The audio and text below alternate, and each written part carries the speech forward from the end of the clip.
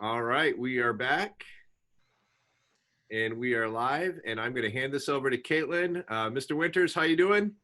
I'm doing well.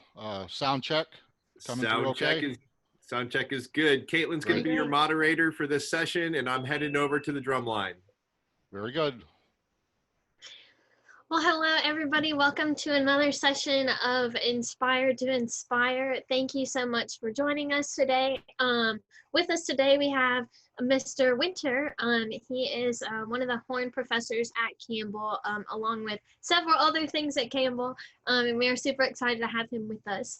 If you need CEU credit for this, please put that in the chat with your name, what school, and your email address, and I will be sure to pass that along to Dr. Phillips. And just a reminder to keep your mics muted through this session as we will be listening to Mr. Winter talk. So without further ado, I will hand it over to you. Oh, thank you, Caitlin.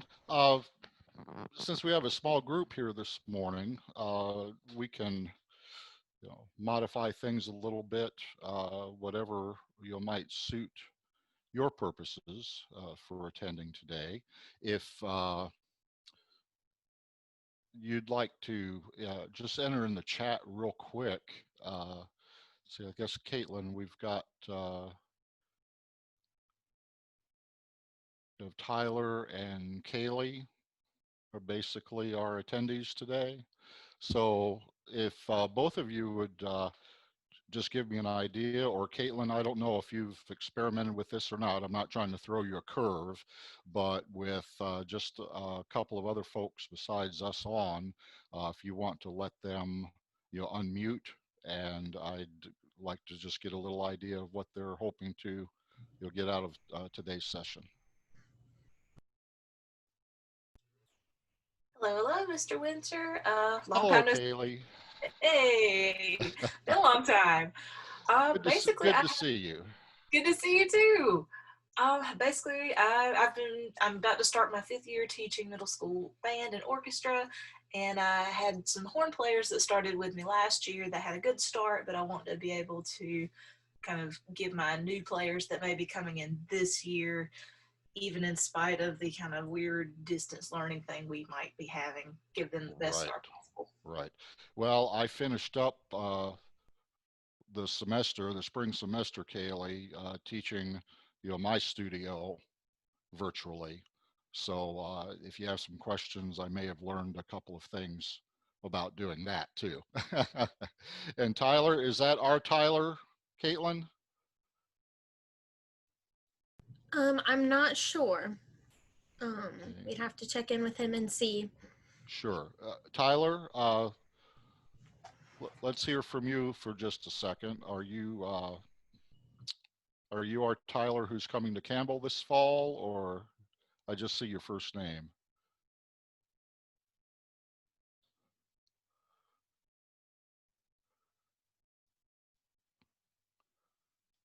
I don't know if he's having trouble unmuting or checking the chat here. Okay. Okay. Well, why don't we just go ahead and get started? Let me give you, good. I've got permission to share screen. Let me give you a quick hit on what I had planned to do.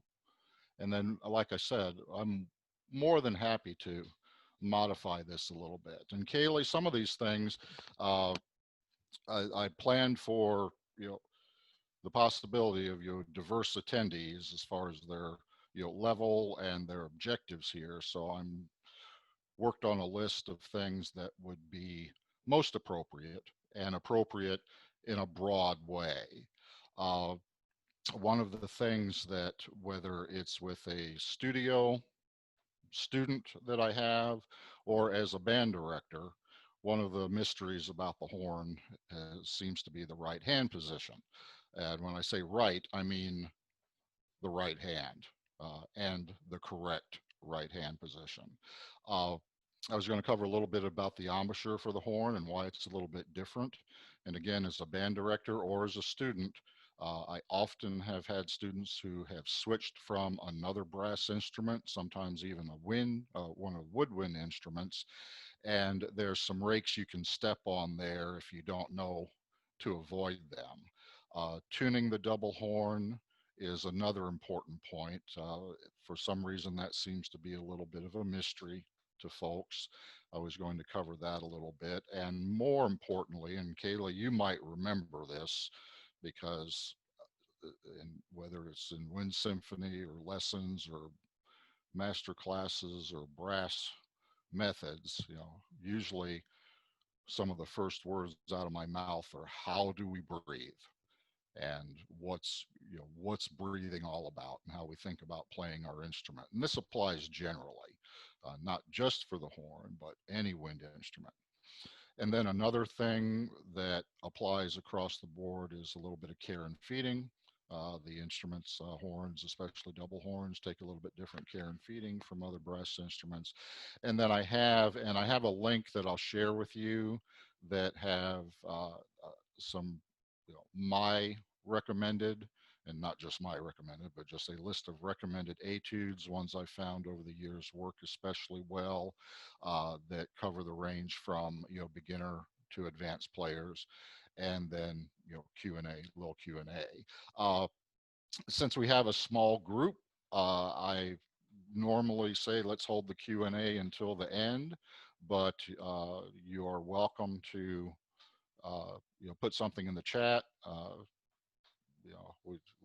Fortunately we've got Caitlin moderating this, so she can stop me and say there's a question, or you can just jump right in. That's what I had planned. Does that sound like an okay list, or do you want to do some other things? Okay, we got a thumbs up. Sounds good. Got a thumbs up, so there we'll Good. go. Okay, well, I'm going to put this in the context of Kaylee, what you might do with your students. I want to teach middle school band too, so this is right up my alley. And I can only imagine how hard, like, I've just seen the difficulty in what is horn, so I'm excited to learn more. Well, that's I appreciate that, Caitlin. That's one of the things that that I try to get people past to. There's this mental image about the horn.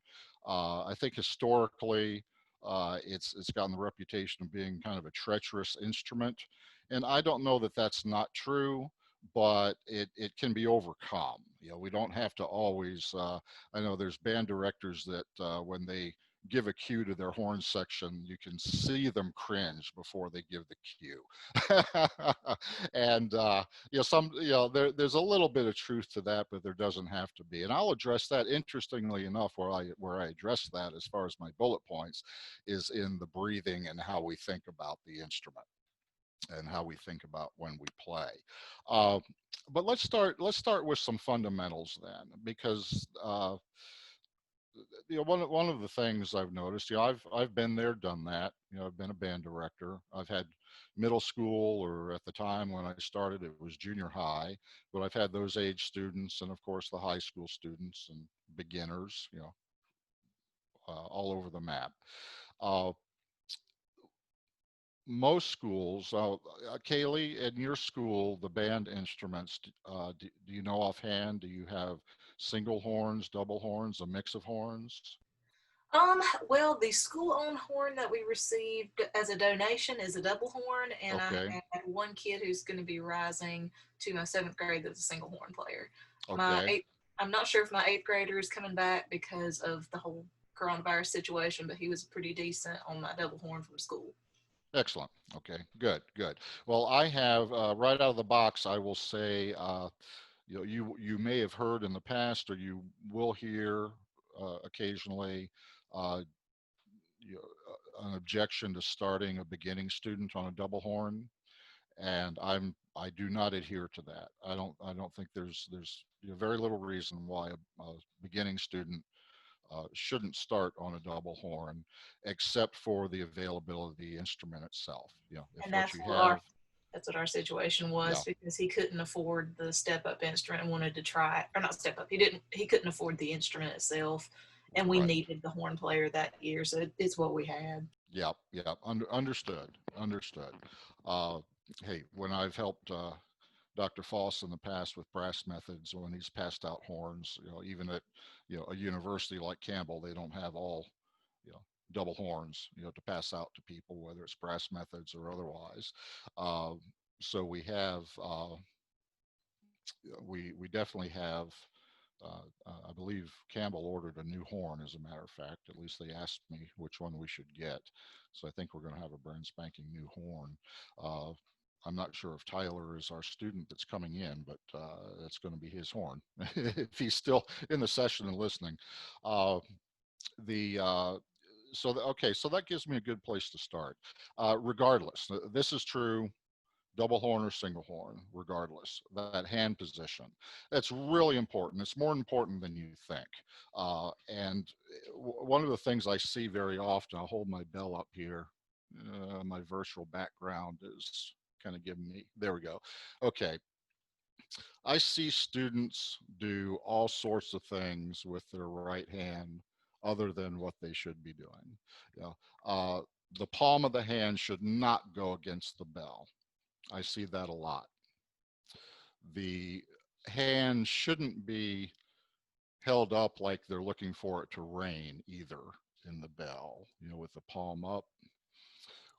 Where it needs to be is, and the way I visualize it, I ask them to imagine they're going to shake hands with somebody, so your palm is, up and down rather than turned around or anything like that. And the back of the hand goes against the bell. And the heel of the hand should be about a good place to start. Is the heel of the hand should be about 1.5 inches away from the other side of the bell. So you see where my hand is here. Okay, so when I put it in, it goes right here, about up to the first knuckle on my thumb. Now, with your students, you're going to have, and adults too for that matter, people have different sized hands. So you need to account for that and help them develop their ear so they can listen. Too far out, the hand's going to be sharp. Too far in, I'm sorry, the horn's going to be sharp. Too far in with the hand, and the horn's going to be flat and sound like there's a sock stuffed in the bell. Not good things. Don't want either one. As you're helping your students, probably, and I'm biased, of course, but I've always felt like developing a sound on the horn, the player has to work a little bit extra to develop what's a good sound in their ear, because what they hear right at the bell isn't what everybody else hears. So again, rule of thumb, what I tell them, and as the teacher, you have to help them with this, especially with beginner or not especially advanced students. You have to stand back there where they are and explain to them, if the horn sounds a little too open to them, it sounds just about right out in the hall. Because basically, when you're sitting out in the concert hall and listening to the horn, the sound you hear, about 80% of it is bounced off of something first. It's not like a trumpet where you can, part the hair of somebody sitting in the first row with the sound going straight at them. So it's a little bit different concept of sound. And historically, without going too far off in the weeds, but it is one of my favorite topics, excuse me. Historically, the reason we put the hand in the bell goes back to the days when horns did not have valves. And some clever soul along the way discovered that they could play a chromatic scale by manipulating the hand in the bell. Closing the bell makes the horn flatter up to a point. Opening the opening up in the bell makes the horn sharper. And so that's what you have going on. And the development of that technique of playing developed that horn sound that's characteristic with the hand and the bell. Okay. So the importance of that hand position is really critical, and it's something that's developed. Now, along with that is the question: bell on the leg, bell off the leg.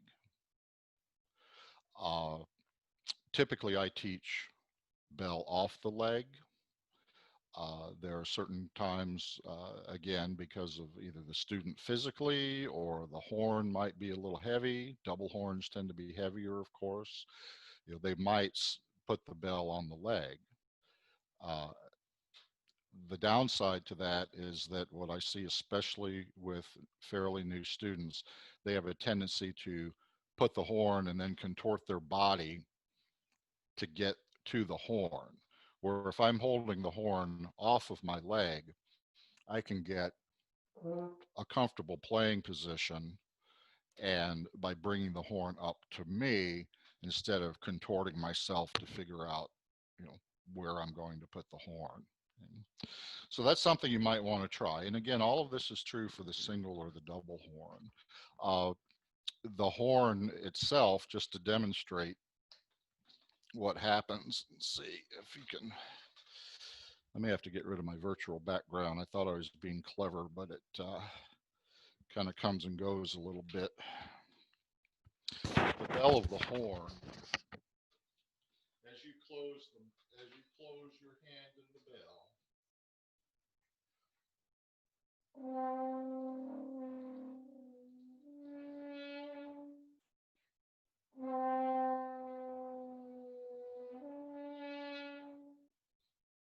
what I'm doing there is I close the hand, you hear that the pitch goes flat up until a point.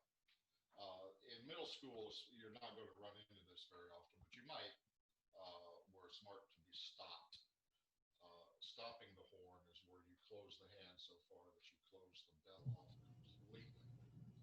And you'll see that notated in the music as a little plus sign over the note, or it's written out, stopped, S-T-O-P-P-E-D. And that stopped horn, the horn actually jumps up a half a step. So that again goes back to the days when horns didn't have valves. Mr. Winter, something happened with your microphone.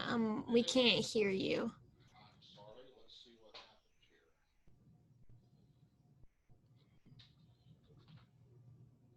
here. How's that? Lots better. Thank you. Is that better? Sorry Yep. about that. I put the boom up. I'm sorry. I put the boom up on my mic so I could play. Okay. Thank you. Were you able to hear? I'm going to switch something here on my mic. Give me just a second.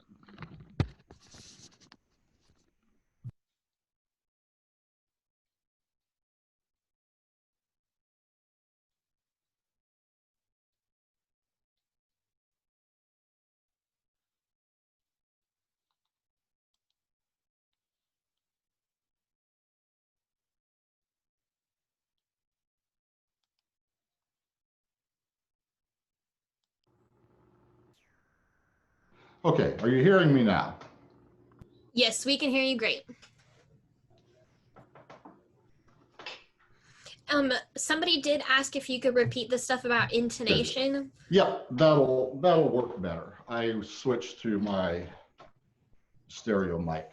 Okay, so when you're playing, did you not hear the stop horn and the going flat, or did we get to that far? No, could you repeat that stuff? Sure, yeah. Okay, hand Thank position. you.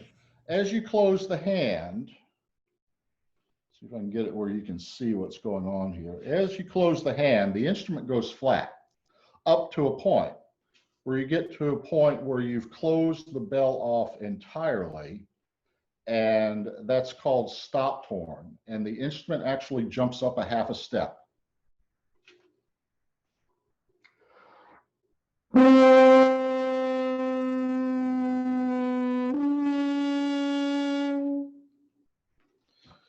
So what you heard there was I closed my hand as I blew, and you heard the pitch go flat until I got to the point where the bell was closed completely with my hand. And then it actually jumps up, and that's the stopped horn. It's indicated by a plus sign over the notes in your music or on the score, or sometimes it's just written out to play stopped. It's used as an effect now, but it's used pretty often. Even you might not see it in elementary music, but you will see it in middle school. Jack Stamp, whose music we've played a lot of here recently, he writes a lot of literature for middle school age, high school age players, as well as university and more advanced. And he uses that effect often. So you have to always be aware, because the opposite is the horn goes way sharp when you take the bell out, and you will see Kaylee. I promise you, you will see, oh, there's Darlis. Okay. I promise you that you will see some of your students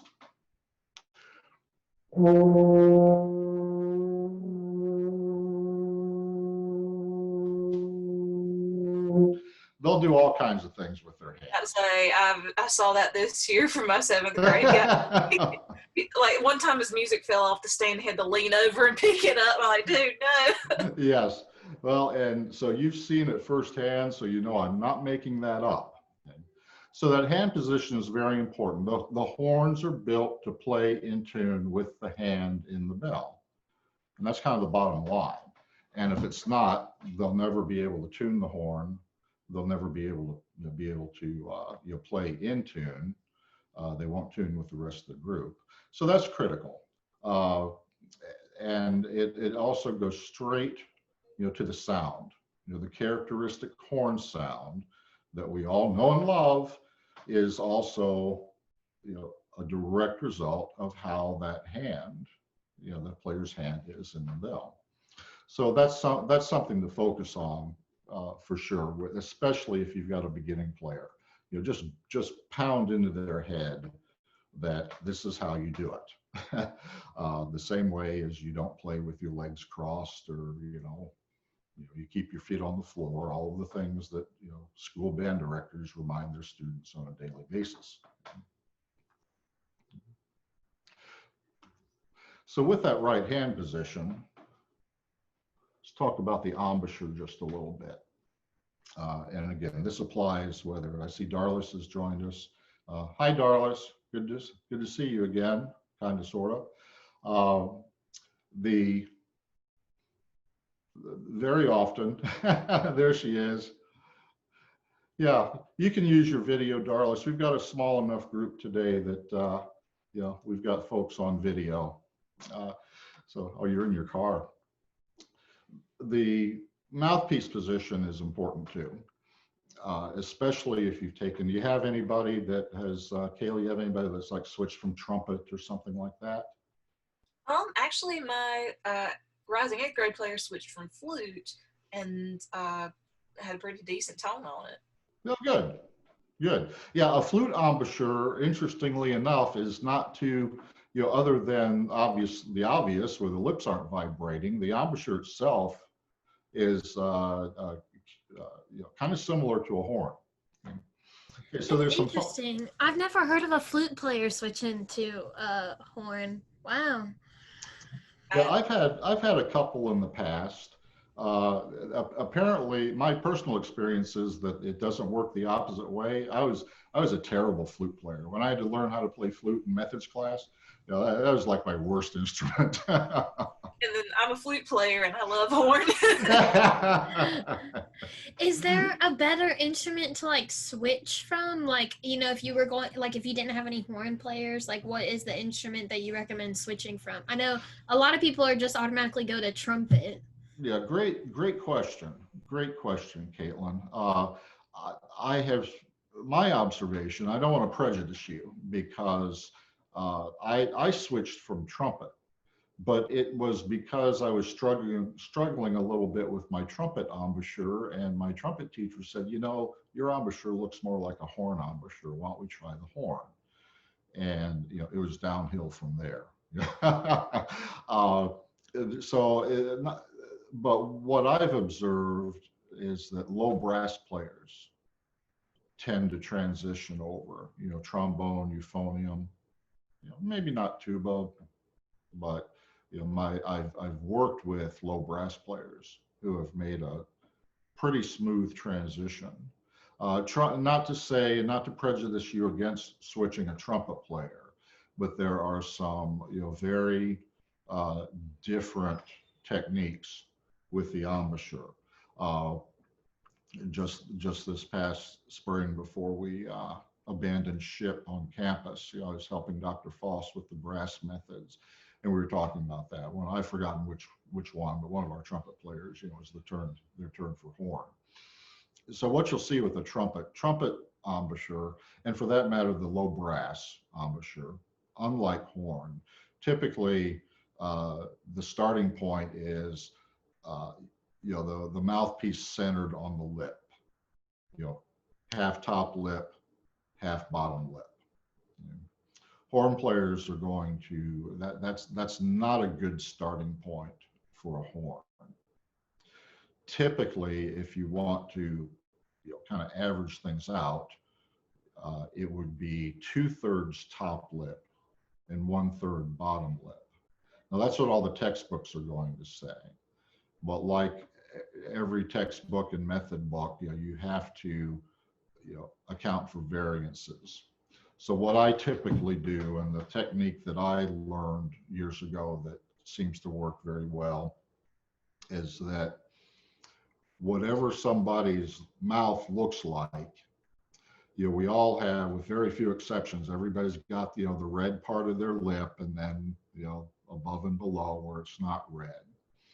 So if you take the horn mouthpiece, and I know you all know that it's small, it's narrow, and then it can be really, really wide compared to the rest of the mouthpiece. Okay? So it's not like a trumpet or any low brass mouthpiece. And it's usually kind of funnel shaped. We refer to the bowl of the mouthpiece, but typically it's, looks more like a funnel than a bowl. But if you have your player put the bottom of the rim to just where a little bit of the red part of their lip on the bottom shows, and then rotate up to the top, and just have them form their mouth. How do you form your mouth? Just think M, very relaxed M, and then have them blow.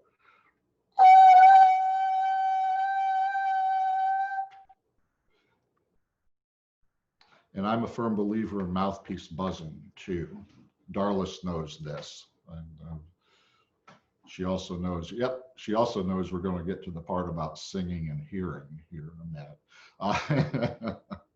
But the mouthpiece placement's critical because the range of the instrument is so great. The horn has, give or take a note or two, upwards of a 4-octave range. And to navigate it on such a big instrument, which has many more feet of tubing than, say, a trumpet, and the shape of the instrument, the shape of the tubing, and to get that characteristic sound, then that's, the embouchure, that 2/3 top, 1/3 bottom, is pretty critical. Now, once a student advances and gets more comfortable, they need to keep an eye on that. But if you see, and that's what I'm saying, like a trumpet players, boy, you can, not to sound prejudiced, but I could look at somebody and tell you if they're probably a trumpet player, if you give them a horn and they, plant that mouthpiece perfect, 1/2 top, 1/2 bottom. And you know what? They're going to have trouble playing below the staff. And that's the key there, being able to play below the staff. Because again, the horn has a range.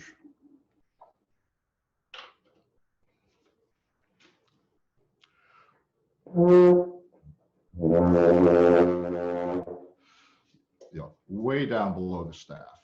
And if you're using too much too much bottom lip, you're going to have trouble navigating that and, getting a good sound out of it. So that 2/3 1/3 with the idea that a little bit of the bottom of that mouthpiece is showing on the lip. That's going to give you right about, a good place to start. And again, this is true whether we're talking about double horn, single horn, what have you. So that'll get them off in a fundamental way.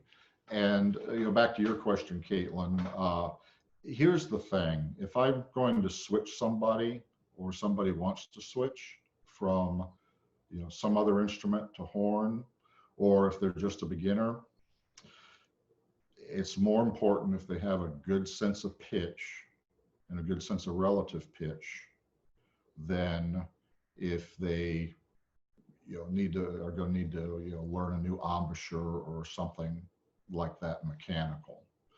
The difficulty a lot of people have with especially beginning horn players, is getting them to understand that they need to sing. They need to sing. Darlis and I worked on this. I'm not picking on Darlis. She's just a good example. Nobody had ever really asked her to sing something that she was trying to play. And it's a mechanism as you're the instructor, or if you're, sitting there practicing by yourself, there's an old saying that if you can't sing it, you can't play it. We don't emphasize that enough. And as teachers, that's something I can't hear what's in your head. The only way I can do that is if you sing it for me.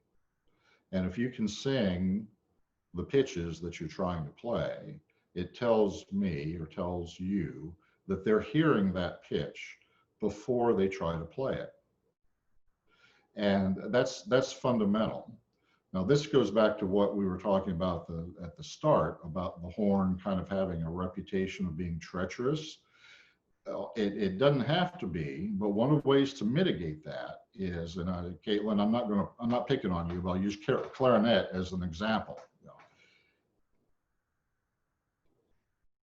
In a lot of ways with a clarinet or a flute, and this isn't an absolute, but basically if you put the right fingers down, you got a good chance of being somewhere in where that note's supposed to be that's on the page. You're not wrong, yeah. Okay. And confirm as a flute player, you are absolutely correct. Other than high range, low range. and Darlis is a clarinet player too. So we went through this. This is what got us started. And again, I'm not picking on Darlis. I'm glad she's here because she's a perfect example, because she learned an awful lot, if I may say so myself. And that is, you can't just push the right buttons down and hope the right note comes out. Not on a horn. You're going to be all over the map. And the reason is we're talking about the tuning and the hand position. The horn, and you all know enough that you know about the overtone series and that sort of thing, right? Yes. Okay. So on the horn, in many parts of the range, the overtone series is very close together. And so it's very possible to finger one note and you have a choice of 3 or 4 different notes that you can hit. One of the documents that I'm going to share with you, Caitlin, don't let me forget. I'll put a link out, in the chat that's shareable. I put a Google folder out there that's anybody can get to. One of the things that you'll see on the fingering chart is that there's like 3 and sometimes more alternate fingerings for every note on the instrument, with very few exceptions. There's some that you never, ever, ever, ever, ever want to use. There's some that you always need to use this fingering, even though there's other alternate fingerings from an intonation standpoint. So it's interesting, you'll see on this chart, there are many different alternate fingerings. Some are useful, some less so, but it gives you a picture at the same time of how many different notes you can hit, depending on the fingering that you're using. F horn, double horn, it really doesn't matter. And so that goes back to being able to hear that pitch first. If you hear the pitch in your head as a player, then you vastly increase the chances of you nailing that note. If your mind wanders and you just kind of hope that my mind wanders, the older I get, the more my mind wanders. But if you're not hearing that note screaming in your ear, I had the great good fortune when I left the University of Illinois and worked in the Chicago area for a while of studying with a man named Arnold Jacobs. He was, for his entire career, he was the only tuba player for the Chicago Symphony. Just awesome, and an awesome teacher. And I would go into lessons with him, and he'd say things like, hear that pitch screaming between your ears before you ever try to play it. You've got to hear what you need to have come out of the instrument. And that's true for any wind instrument, from an intonation standpoint, because, Caitlin, I'm only half joking about put the right fingers down, the right note comes out. Well, you got 6 other things going on besides, but the chances are there's not 3 other notes that you could hit in that range with that fingering, where on a horn it is. So that's where it kind of developed that, reputation of being, kind of treacherous. I'll demonstrate real quick here. I'm going to use no valves. Now, it won't be absolutely in tune, but effectively I'm playing all of these notes on the open horn.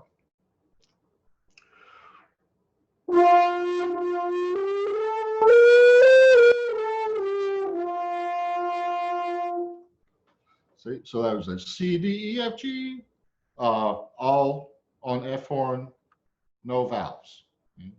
So that is just a quick demonstration of what I'm talking about. So that means that, I can hit that note, I got a lot of notes that you can hit, given a certain fingering. And so that's important. And then again, that goes back to that hearing. Playing a brass instrument, or any wind instrument for that matter, is all about 2 things: air and what's often referred to as song. Arnold Jacobs referred to it as song, wind and song, he'd say. It's about the air, and it's about what you're hearing. And the whole idea of the singing is that that's how you verbalize something. Just like we can't see what somebody's thinking, I can't hear that pitch that you're thinking unless you can sing it for me. And that's a struggle, because a lot of kids, especially, Kaylee, I know, I'm of an age where, my elementary school, every elementary school teacher had at least a little bit of piano chops. There was a piano in every classroom, and we sang every day. It was not an embarrassing thing. It's what we did. Now it seems like kids, if they haven't grown up in that sort of, culture or environment, they're almost embarrassed to sing because nobody's asked them to before. But this is fundamental. It really is. I cannot emphasize this enough. And again, as the teacher, you've got to have a way of knowing, what that kid's doing. Because I'm starting to see, interestingly enough, like my students who are coming to me as transfer students versus the ones who are rising up from our elementary school. Our Right. elementary school teacher is heavily piano based with what she teaches with, and et cetera. And those kids are like, oh yeah, I got it.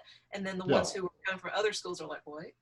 It's very interesting, like, to see what the differences in like pedagogy in like K-5 situation is coming from different schools. So Do you think? I'm sure, yeah. Do you think if you start them like at a younger age, like when they immediately come into 6th grade, like do you think if you start them singing then, do you think that they will get more used to it and it won't be such a, stereotypical like weird thing? That's a good question. I'd say the sooner the better, Caitlin. If you're, and again, school schedules have changed. So, and again, I'm sounding like an old fart remembering the good old days. I don't mean it that way, but just to give some context, I remember well when attending high school, the school day was such that I had room in my schedule for chorus and band every day, along with math and English and chemistry and everything else. Uh, and then a couple of times a week, a full orchestra would meet. Uh, and the schedule with block schedules. And my wife, Mrs. Winter, I think Caitlin, well, I think you both have met Mrs. Winter or seen her around because she's accompanied some of the students before for juries. Uh, toward the last third of her teaching career, schedules changed. She was in a school that had a block schedule for many years, and that leads to a lot less flexibility, a lot fewer choices for the schools, for the students, and a lot fewer students to choose from in some cases when it comes to participating in things like chorus and band and orchestra. And so you have some challenges to that are not of your doing. But to answer your question specifically, Caitlin, the sooner the better. If they become accustomed and they know, here's the expectation of this teacher, this is not an option. You don't have to be cruel about it, but it's part of your pedagogy. And if you integrate that into your pedagogy, then it becomes something that is just, oh yeah, that's what we do. And it can be hard to begin with if it's new and there's not something established, that you do that. But that doesn't mean you shouldn't try, because it's to your students' advantage and it's to your advantage. Both the everything from accuracy, pitch accuracy, to intonation. Because again, if they can't hear it, if they're not hearing it, they're gonna struggle playing it. And so that goes, rather than focus on what instrument does this student play that might be a good candidate to switch to horn, because I've got 30 trumpets and one horn player. That might force you to pick on some trumpet players and switch them to horn. That's okay. Nothing wrong with that. But the most important aspect would be, can they match a pitch? And there's some little tests out there. You can devise your own. Just sit down at the piano and plunk some notes and have them match the pitch. It could be that simple. If they really struggle, you know that they're going to have to do some work, because you don't want them to get frustrated playing the horn either.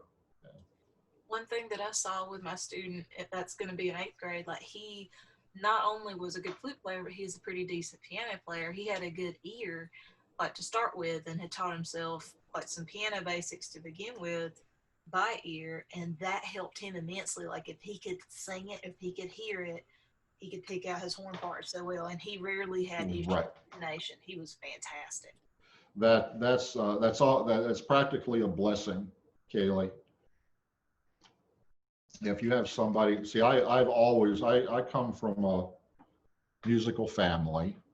Not all of us were musical, but probably the best musician in my family is my older brother.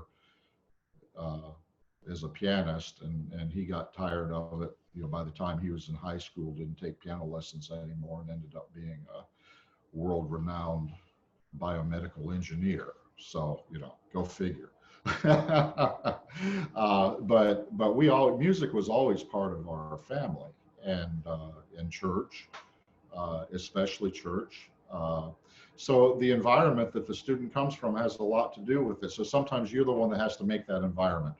If they don't come from a tradition of singing, or they think it's not cool, or whatever reason they have, I would challenge you to be creative, find creative ways to make it cool to sing. And the best way to do that is, success begets success, of course. The better they do, they'll be happier, you'll be happier, you'll have a better ensemble. There's a lot of good things that can come from that.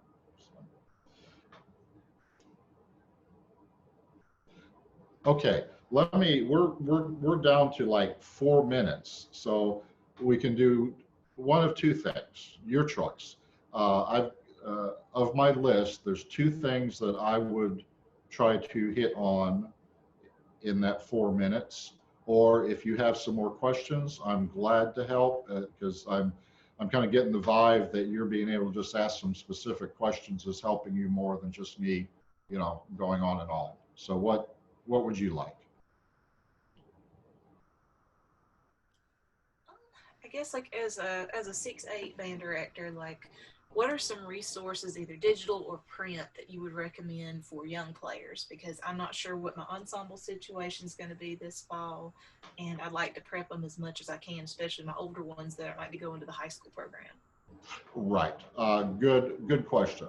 And I've got some things like that on my the Google folder, Google Drive folder that I'll share with you. Now, are you talking about methods and etudes or literature?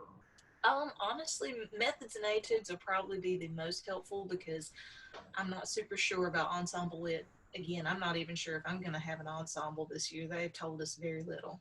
Right. Okay. Well, yes, I've got a mixture of oldies but goodies and fairly new method books on that list. One of the things, and then some of them, and I think I have a notation about them, some of them are a little bit more advanced. They're not like a book of, methods. It's more like discussion, but that's for more advanced horn players. But there's a set of books that are edited and published by Bellwin Mills, the big music publisher, and it's called the Pottag, Max Pottag, Pottag. And that's one of the oldies but goodies. It deals with the fundamentals. It deals with ensemble playing. It even has like some duets and trios in the backs of the book. It starts at a beginning level and goes to more advanced as you go through the books. And they're inexpensive. Sometimes method books can be pretty expensive. Oh, sorry, go ahead. I didn't Oh, mean to interrupt. no, that's okay. Another one, and it's on my list too, if you have some more advanced players, or as they advance, after a year or so of playing, there's a set of methods, and I'd stick with book one, but I'll tell you why I like it. It's a little expensive, but you might be able to ask one or two students to go ahead and get their own. It's called a Maxime, Maxime Alphonse. And again, this is in that list, so you'll have that. The reason I like them is that every etude in the book is like a little composition. So rather than just, playing up and down scales and patterns and things like that, it's like learning a little piece of music. And some of them are very short, like 2 lines, but they encompass, the beginning book encompasses a comfortable range, but it does bring both sides of a double horn into play. And they also develop, a musical sense as well. They've got dynamics, articulations, tempo changes. Again, every piece is like a little composition, and that's, bottom line, they're more interesting to play. But that's, that's not for a beginner. That's for, maybe somebody that's been playing a year or two. Does that help? Well, Mr. Winter, thank you so much for all of the information you had today. We are down to the end. Oh, yep, we're at the end. So yeah, thank you so much for just all that you had for us today. I know there was few of us, but I know that I got a lot from this as well. Well, it was a great conversation, and you and Kaylee both